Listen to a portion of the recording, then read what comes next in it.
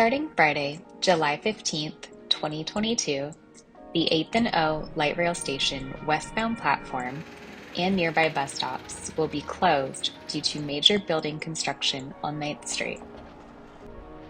Trains traveling toward the 8th and Capitol Station will not stop at the 8th and O Light Rail Station. Light rail passengers should use the Archives Plaza Station west platform instead. The 8th and O Station east platform will remain open during construction. The bus stops at 8th and O and 9th and O will also be closed during construction. Northbound bus passengers should use the stop at 8th and P Streets, and southbound bus passengers should use the stop at 9th and N Streets. The construction is expected to last 3 years and is anticipated to be completed by October 2025.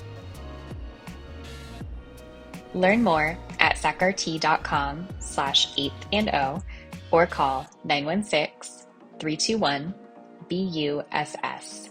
That's 916-321-2877.